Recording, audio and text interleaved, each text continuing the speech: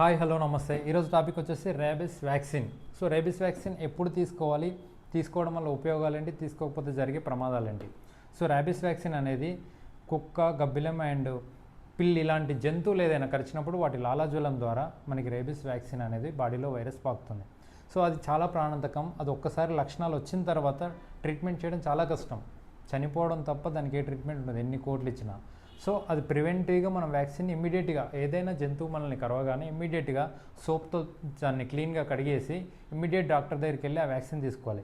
మేజర్గా అన్ని గవర్నమెంట్ హాస్పిటల్స్లో అవైలబుల్ ఉంటుంది.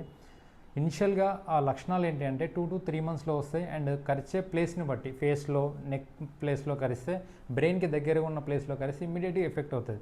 ఫస్ట్ ఎన్సెఫలైటిస్ అంటే మెదడు వాపు రోగం వస్తుంది. అండ్ అలాగే నర్వస్ సిస్టమ్ మీద పనిచేస్తుంది, నాడీ వ్యవస్థ మీద ఇమ్మీడియట్గా.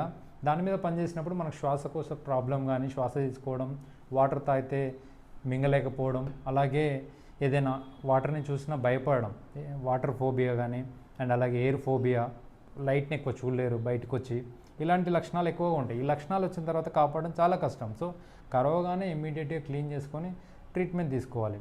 ఇది కొంతమందికి రోజుల్లో రావచ్చు లక్షణాలు, కొంతమందికి 1 year కూడా పట్టవచ్చు. సో కరిచిన ప్లేస్ని అండ్ వాళ్ళ బాడీ ఇమ్యూనిటీని బట్టి, బాడీ ఇమ్యూనిటీ తక్కువ ఉన్న వాళ్ళకి 5 doses ఇస్తారు. First 0 day, 3rd, 7th, 14th and 28th day కూడా ఇస్తారు. అండ్ ఇనిషియల్గా ఫస్ట్ డే 0 day రోజే RIG అనేది కూడా ఇస్తాము. రేబీస్ ఇమ్యూనోగ్లోబులిన్ అని ఒక ఇంజెక్షన్ ఇస్తాం. యాంటీబాడీస్ని ఇమీడియట్గా వ్యాక్సిన్ పనిచేసే లోపే అది ఆ ఇంజెక్షన్ అనేది మన యాంటీబాడీస్ని డెవలప్ చేసి దీన్ని కిల్ చేస్తుంది వైరస్ని. సో అంత ఇమీడియట్గా పనిచేస్తేనే మనకి ర్యాబీస్ రాకుండా ఉంటుంది. కాబట్టి చాలా ప్రాణాంతకమైన వ్యాధి. కాబట్టి ఇమ్మీడియట్గా ఎవరైనా కుక్కల్ని మాకు జంతు ప్రేమికులం అని తొక్క తోలు అని సొల్లు చెప్తారు. జంతు ప్రేమికులం అయినా సరే మనం ఉండాల్సిన జాగ్రత్తలు మనం ఉండకపోతే ప్రాణం పోతుంది. సో జంతు ప్రేమికులు అయి ఉండొచ్చు, ప్రతి ఒక్కరి ప్రాణం ఇంపార్టెంటే. కాబట్టి నీ ప్రాణాన్ని నువ్వు కాపాడుకోవడం కోసం ఆ జంతువు నోట్లో నాలుక పెట్టి ఆ లాలాజలం తీసుకోవడం చాలా ప్రమాదకరం. ఆ లాలాజలం ద్వారా మాత్రమే మనకు రేబీస్ వస్తుంది. అందుకే రేబీస్ వ్యాక్సిన్ ఇస్తారు.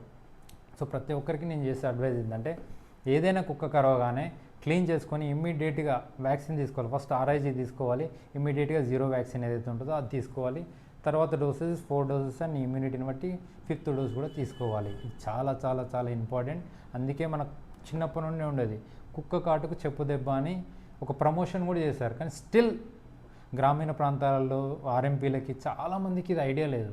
ప్రజలకు ఐడియా లేకపోయినా పర్లేదు, కానీ గ్రామీణ ప్రాంతాల్లో ఉన్న RMPకి కూడా ఐడియా లేకపోతే చాలామంది ప్రాణాలు పోతాయి. సో ఇది వెరీ వెరీ ఇంపార్టెంట్. RMPలు ప్రజలు కూడా తెలుసుకోవాలి. RMPల మీద అసలే డిపెండ్ కావద్దు. ప్రజలందరూ అవేర్నెస్ తోటి ఉంటేనే మీ ప్రాణాలని మీరు కాపాడుకోగలుగుతారు.